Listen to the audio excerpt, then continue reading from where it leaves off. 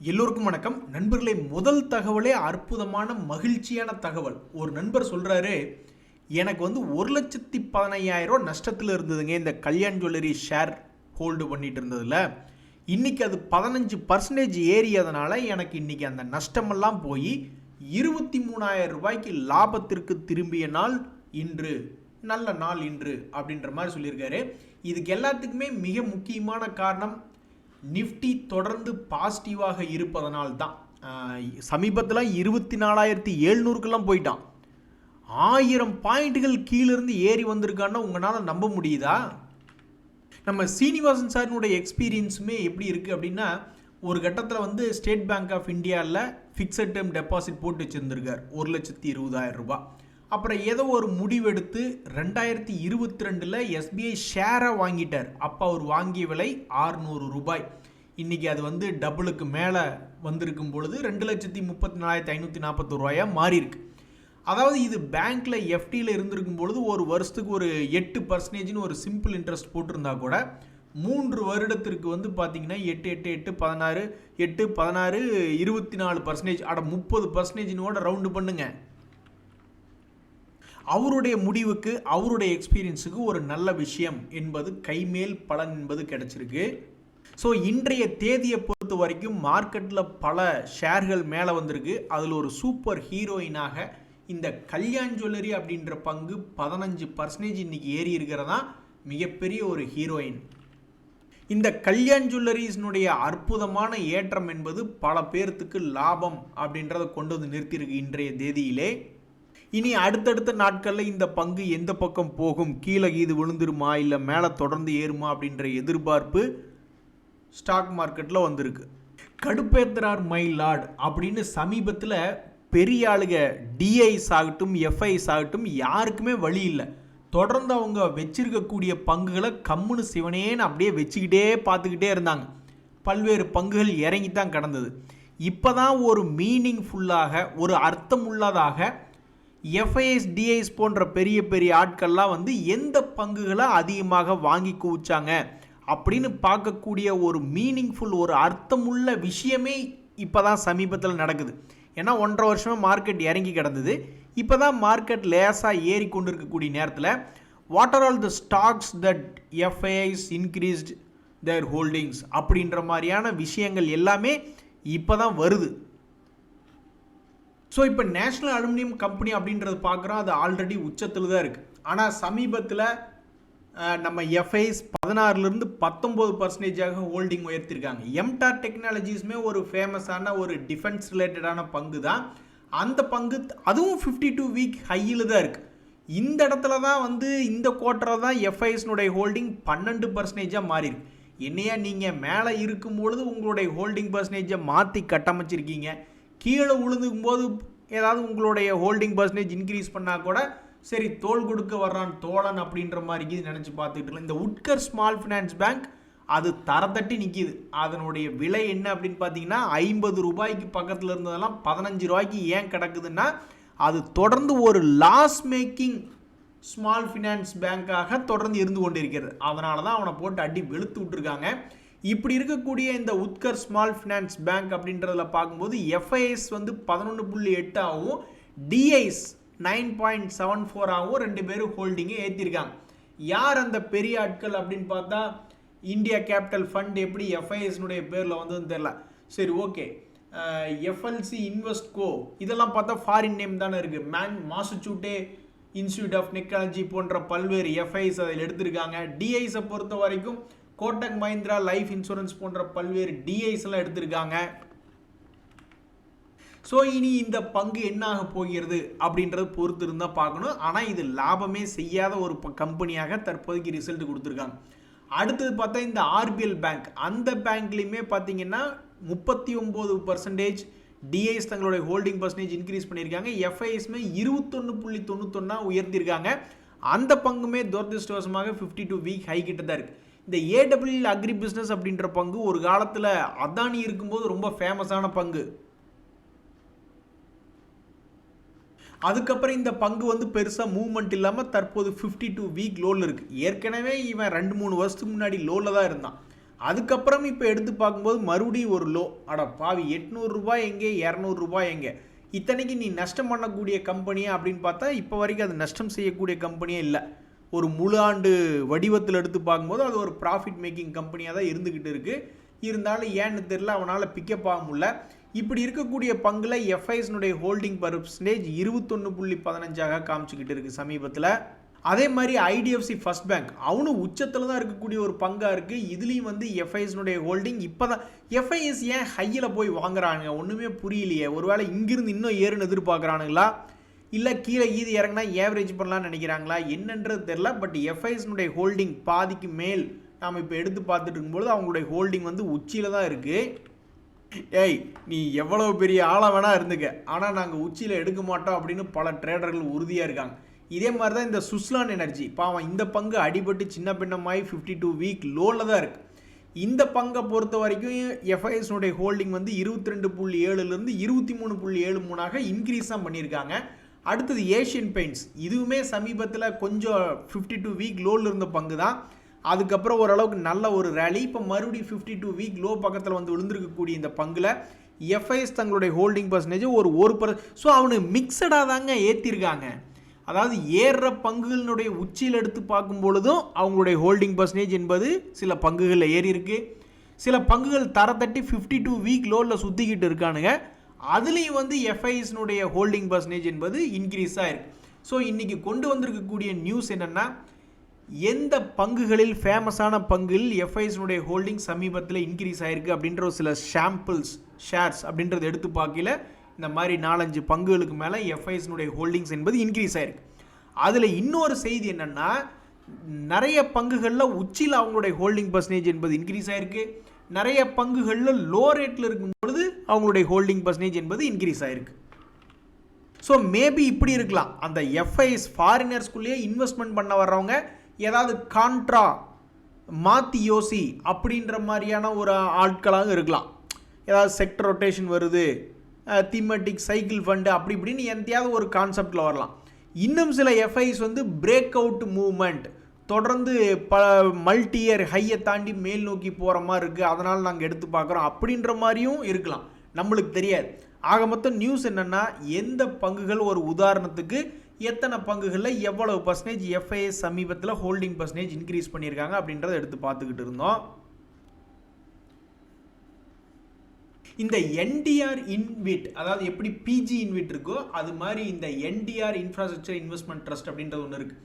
அதில் வந்து நான் என்ன பார்த்துக்கிட்டு இருந்தேன்னா, அது லிஸ்ட் ஆனதுலேருந்து 100 ரூபா ரேஞ்சில் லிஸ்ட் ஆகிட்டு 125 ரூபாய்னு ப்ரைஸ் அப்ரிஷியேஷன் என்பது இருக்குது. ஆனால் டிவிடெண்ட் வந்து எந்த அளவுக்கு கொடுக்குறாங்க நானும் தேடி பார்த்துக்கிட்டு இருந்தேன், பெருசாக டேட்டா இல்லை. அவங்களுடைய ப்ரெசன்டேஷனில் போய் எடுத்து பார்க்கல, ஒரு குவார்ட்டருக்கு ₹1.80. அதாவது இன்ஃப்ராஸ்ட்ரக்சர் இன்வெஸ்ட்மெண்ட் ட்ரஸ்ட்லேயே 2 இருக்குது. இவங்க வேர் ஹவுஸ் ரிலேட்டடான இன்ஃப்ராஸ்ட்ரக்சர் இன்வெஸ்ட்மெண்ட் ட்ரஸ்ட்டு. இதில் வந்து பார்த்தீங்கன்னா ப்ரைஸ் அப்ரிஷியேஷன் நல்லா தான் இருக்குது, 25% பக்கம் அவனுடைய ப்ரைஸ் அப்ரிஷியேஷன் என்பது 100 ரூபா டு இப்போ ஒரு வருஷத்தில் 122 ட்ரேட் ஆகிருக்கு. இந்த ஒரு வருஷத்தில் கூடவே வந்து ஒரு 2, 4, 6, ஒரு 8 ரூபா வந்து டிவிடெண்டும் கொடுத்த மாதிரி அவங்களுடைய கணக்கு காட்டுது. ஆனால் மற்ற இடங்கள் என்னால் இதை பிடிக்க முடியல, இந்த டேட்டா பிடிக்க முடியல. அப்படின்னாலும் இதில் இன்னொரு என்ன விஷயம்னா, இதனுடைய குவான்டிட்டி லார்ஜ் சைஸில் தான் என்டர் ஆகிற மாதிரி இருக்குது, சும்மா 1 ஷேர் 2 ஷேர் வாங்குற மாதிரிலாம் இல்லை. ஸோ இந்த என்டிஆர் இன்வெட்டில் டிவிடெண்ட் டிஸ்ட்ரிபியூஷன் எவ்வளவு அப்படின்ற தகவல் பல இடங்களில் இல்லை. அதை போய் நான் தேடி பிடிச்சதில் எனக்கு தெரிஞ்சது என்னென்னா, ஒரு குவார்ட்டருக்கு ₹1.85 கொடுக்கறதாக நான் பார்த்துக்கிட்டு இருந்தேன். ஸோ போன ஃபினான்ஷியல் இயர் 2025ல் ₹7 கொடுத்ததாக கணக்கு காட்டுறாங்க. மார்க்கெட் சந்தோஷத்தை கொடுக்க தயாராகிறதா நம்மளுக்கு தெரியாது இல்லைங்க நண்பர்களே. 25,300க்கு மேலே இருந்துடுச்சுனாவே நீ 200 பாயிண்ட் கீழே விழுந்தா என்ன, 150 பாயிண்ட் ஏறினா என்ன, எங்களுக்கு என்ன கவலை. ஏன்னா 25,300க்கு மேலே இருக்குது அப்படின்னாவே பெரும்பாலும் நிஃப்டிக்கு ஒரு மரியாதை கிடைக்கும் விதமாகவும், அதே மாதிரி பல்வேறு நபர்களுக்கு அவங்களுடைய போர்ட்ஃபோலியோ லாபம் கொடுக்கும் விதமாகவே தான் தொடர்ந்து இருந்துகிட்டு வருது. அதனால் சில நாட்களுக்கு முன்னாடி இறங்கினா சில நாள் இப்போ இன்றைக்கி ஏறி இருக்கு, அதை பற்றியெல்லாம் நம்மளுக்கு கவலை என்பது பெரும்பாலானவங்களுக்கு கிடையாது. இந்த சமயத்தில் என்ன கவலை அப்படின்னா, பெரிய பெரிய பங்குகள் இன்னும் பெருசாக திரும்பி மேல் நோக்கி வரல. ட்ரெண்ட் அப்படின்ற பங்கு இப்போ சமீபத்தில் நிறைய ரீட்டைல் கம்பெனிகள், அதுலேயும் குறிப்பாக இந்த டெக்ஸ்டைல் ரிலேட்டடான பங்குகள் திடீர்னு 20-30% ஏறிட்டான். இதுக்கு என்ன காரணத்தை சொல்கிறாங்கன்னா, யூரோப்பியன் யூனியனோட டீலையும் அமெரிக்காவினுடைய டீலிங் கேட்டுறாங்க. ஆனால் ட்ரெண்ட் வந்து அந்த ஏற்றத்தில் இன்னும் பங்கெடுத்துக்கல. அவங்க என்ன ஃபுல்லாக இந்தியாவை மட்டுமா ஃபோக்கஸ் பண்ணுறாங்க அப்படின்ற மாதிரி மார்க்கெட் நினச்சிக்கிச்சா என்னன்றது தெரில. அதே மாதிரி கோட்டக் பேங்க் என்பது இன்னும் பெருசாக ஏறி வரல, தன்னுடைய பழைய ஹை இன்னும் உடைக்கல. இண்டிகோ ஷேரில் ஆக்சுவலாக நியூஸ் இருக்குது, அவங்களுடைய பிஸ்னஸ் வந்து சமீபத்தில் டிஸ்டர்ப்ட் ஆச்சு, மறுபடியும் பிக்கப் பண்ணி போய்கிட்டு இருக்காங்க. அதனால் அது இன்னும் கீழ் ரேட்லேருந்து எப்போ ஏறி வரும் அப்படின்றது தெரில. அதே மாதிரி இந்த ஏஷியன் பெயிண்ட்ஸ் என்பது சமீபத்தில் ரெக்கவரி ஆனால் நான் இல்லைன்னு சொல்லலை. அப்புறம் மறுபடியும் அதை வந்து மறுபடியும் தன்னுடைய 6 மந்த் லோ பக்கத்தில் வந்து ட்ரேட் ஆகிட்டு இருக்கக்கூடிய ஏஷியன் பெயிண்ட்ஸ் எப்போ ரெக்கவரி ஆகிடும். அதே மாதிரி ஐடிசி கீழே இறங்கினதுக்கு அவங்களுடைய சிகரெட் பிஸ்னஸ் மேலே போடப்பட்ட டேரிஃப் தான் காரணம். அதை இப்போ தான் சமீபத்தில் அந்த ஷாக் அப்சர்வ் பண்ணி திடீர்னு ஒரு 5% ஏற்றி காமிச்சான். ஸோ இப்போ என்ன நடந்திருக்குன்னா ஐடிசியில் அவனுடைய வீழ்ச்சியை கட்டுப்படுத்தியிருக்கான். கடும் வீழ்ச்சி 30% பயங்கரமான வீழ்ச்சி இருந்தது. அந்த வீழ்ச்சியை கட்டுப்படுத்தி ஒரு சைட்வேஸ்க்குள்ளே இந்த ஐடிசி ஆடிக்கிட்டு இருக்குது. இன்ஃபோசிஸுமே அதே மாதிரி சமீபத்தில் நல்லா தான் இருந்தான். ஒரே ஒரு நியூஸ் ஆர்டிஃபிஷியல் இன்டெலிஜென்ஸ் போட்டிக்கு வருதுன்னு சொன்னோன்னே தொபுக்கடின்னு இறங்கிட்டான். ஸோ பெரிய பெரிய கம்பெனிகள் மார்க்கெட் தயாராகும் பொழுது என்ன செய்யும், திரும்புமா அல்லது என்ன செய்யும் அப்படின்றதான் கேள்வியாக இருக்குது. ஸோ இந்த நியூஸ் எதை சொல்லுதுன்னா பெரிய பெரிய கம்பெனிகள் தான், ஆனால் கீழே விழுந்து கிடக்கிறான், அவன் எப்போ திரும்புவான் அப்படின்னு பல ட்ரேடர்கள் எதிர்பார்த்து கொண்டு இருக்கக்கூடிய பங்குகளாக இருக்குது.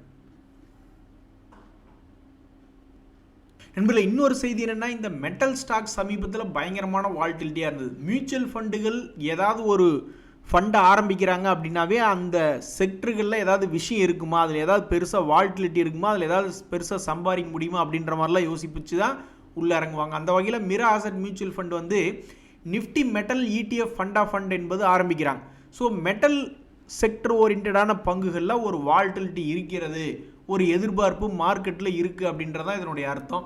அதே மாதிரி இந்த ஜோதி லேப்ஸ் வந்து தொங்கு பாலம் மாதிரி இது எப்படி ஒரு கடப்பாறை தூக்கி கிணத்துக்குள்ளே போட்டால் அது போய் அடிவாரத்தில் குத்தி நிற்கும், அது மாதிரி கீழே குத்தி நிற்கக்கூடிய இந்த ஜோதி லேப்ஸில் அவங்க வெளியிட்டிருக்கக்கூடிய Q3 ரிசல்ட்டில் வந்து கொஞ்சம் growth என்பது காமிச்சிருக்காங்க. அதனுடைய இம்பேக்ட் நாளைக்கு என்ன ஆகும் அப்படின்றது பொறுத்து இருந்தால் பார்க்கணும்.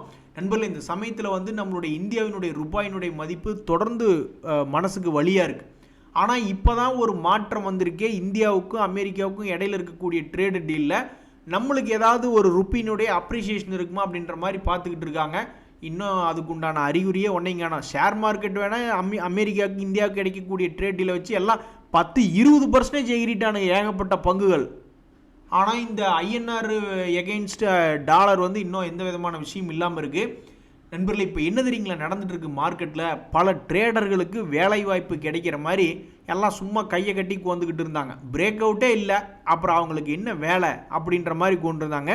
திடீர்னு கடந்த சில நாட்களாக பார்க்கும்போது பல பங்குகள் 10-20% ஏறினதுனால 50 days moving average 200 days moving ஆவரேஜ்னு பல பேர் தாண்டி நிற்கிறான். இப்போ தான் வந்து ஒரு ட்ரேடர்களுக்கு வேலை வாய்ப்பு என்பதே வருது. ரொம்ப கஷ்டமான சூழ்நிலை தான், ஆனால் அந்த கஷ்டத்துலேயும் ஜெயிச்சிட்டான் அப்படின்ற மாதிரி பிஎம்எல் அப்படின்ற பங்கெல்லாம் பார்க்கும்போது இன்றைக்கி 8% இருக்குது. அவனே கும்பாவில் தான் உட்காந்துருக்கான், ஆனால் கும்பாவில் எழுச்சி காணும் ஷேர்கள் அப்படின்ற மாதிரி இன்றைக்கி இந்த பிஎம்எல் சமீபத்தினுடைய ஒரு லோவுக்கும் சமீபத்தினுடைய ஹையுக்கும் எத்தனை ட்ரிப்பு போயிட்டு வந்திருக்கான்னா 1, அட 2, அட 3, அட 4, அட 5, இப்போ 6. என்னையா நீயே 150 இத்தனை தடவை போயிட்டு வந்திருக்க அப்படின்ற மாதிரி ஆகிவிட்டது.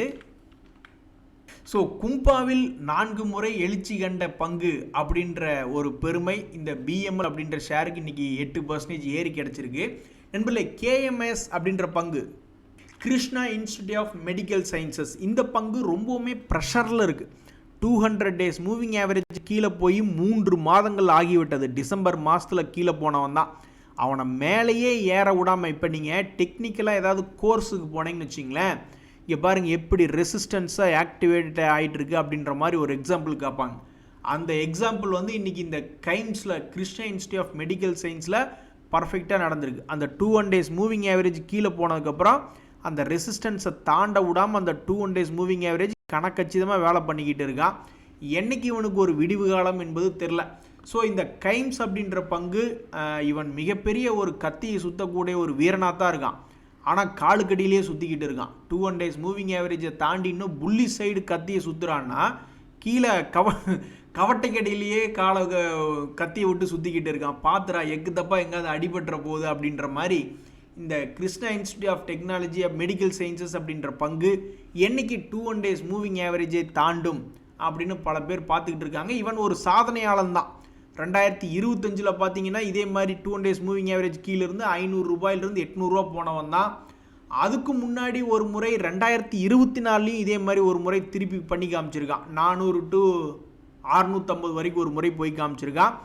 இப்போ இனி 2026 இந்த 2 days மூவிங் ஆவரேஜை தாண்ட விடாமல் மார்க்கெட் சதி பண்ணிக்கிட்டு இருக்கு. எதிர்காலம் என்ன ஆகும் என்பது பொறுத்திருந்து தான் பார்க்கணும். ஆடாடா இப்போ தான் கீழே கடந்த பங்கு எலிக்கான திடீர்னு என்ன நினச்சாங்கன்னு தெரியல. இன்றைக்கி 8% ஏற்றி விட்டதுனால தன்னுடைய பழைய லோன்லேருந்து லேசாக மேல் நோக்கி நகர்த்தி விட்டுட்டாங்க. 2 days மூவிங் ஆவரேஜுக்கு இதுக்கு முன்னாடி நீங்கள் பார்த்தீங்கன்னா சில முறை என்ன நடந்திருக்கு அப்படின்னு பார்த்தீங்கன்னா 2025 நான் சொல்கிறது பிப்ரவரி மார்ச் சமயங்களில் இது 31% தன்னுடைய 2 days மூவிங் ஆவரேஜை விட்டு கீழே இறங்கியிருந்தது. அதுக்கப்புறம் இவன் வாழ்க்கையில் ஒரு ரிவர்சல் என்பது நடந்திருக்கு. அதுக்கப்புறம் பார்த்தீங்கன்னா இப்போ மறுபடியும் சமீபத்தில் எப்போ பெரிய வீழ்ச்சி என்பது வந்திருந்ததுன்னா ஜனவரி மாதம் முடிவில் அதே ஒரு 31% இறங்கினான்.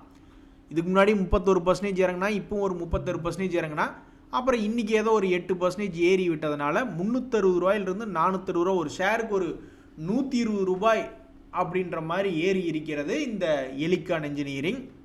மாப்பிள்ளை என்ன தொழில் பண்ணுறாரு அப்படின்னு கேட்டு தான் பொண்ணு கொடுக்குறாங்க. அது மாதிரி நீ கீழே 30%லேருந்து ஒரு ஷேருக்கு 120 ரூபா ஏறி இருக்கீன்னா அப்போ நீ என்ன தொழில் பண்ணுற அப்படின்ற மாதிரி போய் பார்க்கும் பொழுது it manufacturers and sells power transmission and material handling.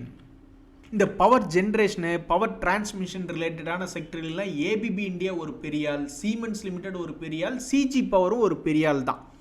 So இந்த பங்குகள்லாம் எங்கே இருக்கான இதெல்லாம் கொஞ்சம் ரெக்கவரி ஆகிருக்கான. சிஜி பவர் சமீபத்தில் லோ ரேட்லேருந்து ஒரு ரெக்கவரி ஆகிருக்கு.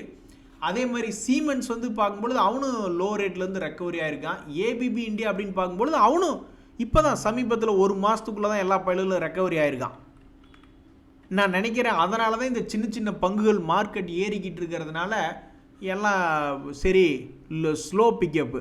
பெரிய ஆளுகளெல்லாம் முதல்ல ஏற்றி விட்டதுக்கப்புறம் மார்க்கெட் நல்லா இருந்தங்காட்டி இவனுங்களெல்லாம் கீழிருந்து ஏற்றி விட்டுருக்காங்க போல்.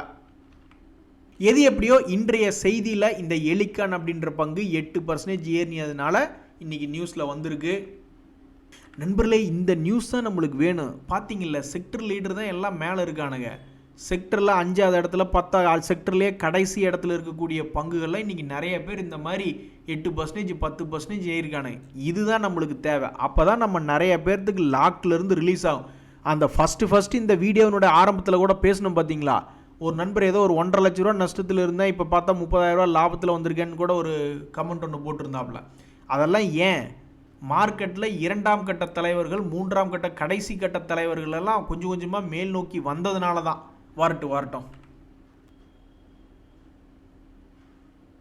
நண்பர்களே, இன்னும் மார்க்கெட்டு வெடிச்ச நியூஸ்களாகவே தொடர்ந்து வந்துக்கிட்டு இருக்குது. ஸோ மார்க்கெட் இந்த 2026 நம்மளுக்கு என்ன பலன் கொண்டு வர போகிறதுன்னு தெரில. திண்ணியில் படுத்திருந்தோம்னா திடீர்னு தட்டி எழுப்பி டேய் போடா டக்குன்னு கல்யாணம் பண்ணுறா அப்படின்னு சொல்கிற மாதிரி இருக்குது.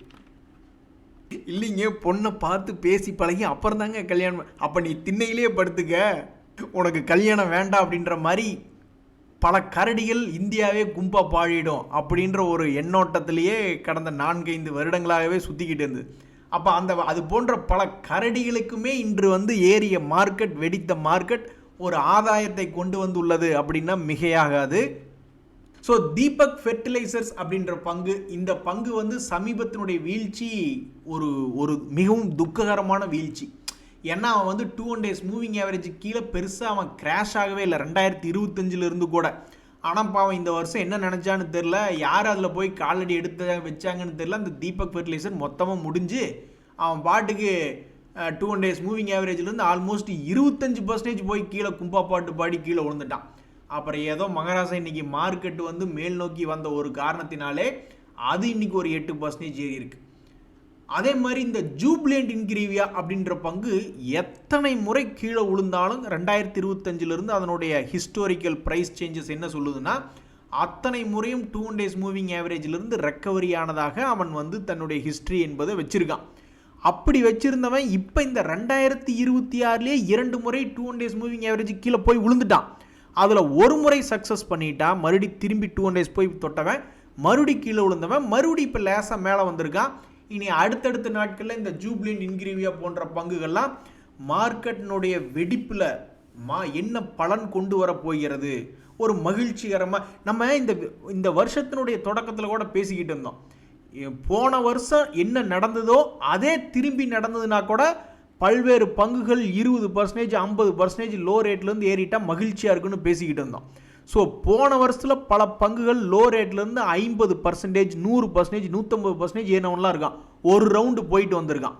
இப்போ சுதாரிக்கிறதுக்குள்ள 2 மாதங்களில் பல பேர் பாதி தூரம் வந்துட்டான். என்னடா இது, நம்மளுக்கு இப்போ காலையில் அலாரம் வச்சு எந்திரிக்கிறோம், அது மாதிரி எவனாவது ஒரு அலாரம் நம்மளுக்கு செட் பண்ணுறாங்களா?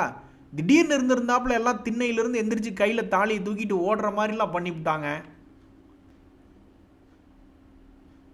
ஸோ நான் போய் தேடி பார்த்துக்கிட்டே இருந்தேன். இந்த மார்க்கெட்லேயும் ஆர்வம் காட்டாத ஷேர்கள் ஏதாவது இருக்கா, ட்ரேடர்களை அதிர்ச்சிக்குள்ளாக்குன ஷேர்கள் இருக்கான்னா ஏதோ 1-2 பேர் இருக்கான்.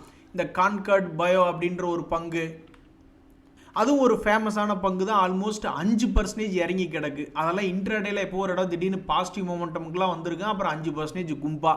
அது மாதிரி வெகு சில பங்குகள் தான் இன்றைக்கி ட்ரேடர்களுக்கு அதிர்ச்சியை கொடுத்துட்டு இன்றைய ப்ளஸ் மார்க்கெட்டில் ஆர்வம் காட்டாமல் மைனஸில் சோக கீதம் பாடிக்கொண்டு இருக்கக்கூடிய சில பங்குகள் இருக்குது.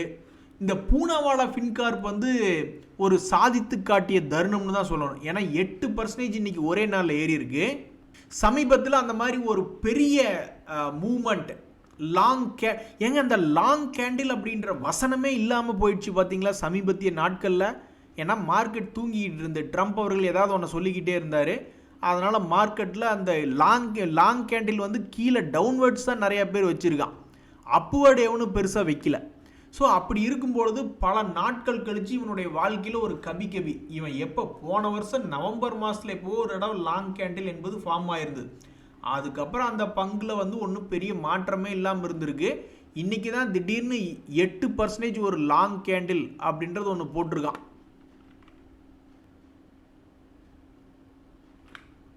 நண்பர்களே, ஷேர் மார்க்கெட்டில் ஒரு தப்பு மட்டும் பண்ணக்கூடாது. நஷ்டம் செய்யக்கூடிய கம்பெனிகள், மேனேஜ்மெண்ட் சரியில்லாத கம்பெனிகள், தேராத செக்டர்களில் பக்கத்தில் போய் மட்டும் மாட்டிடக்கூடாது.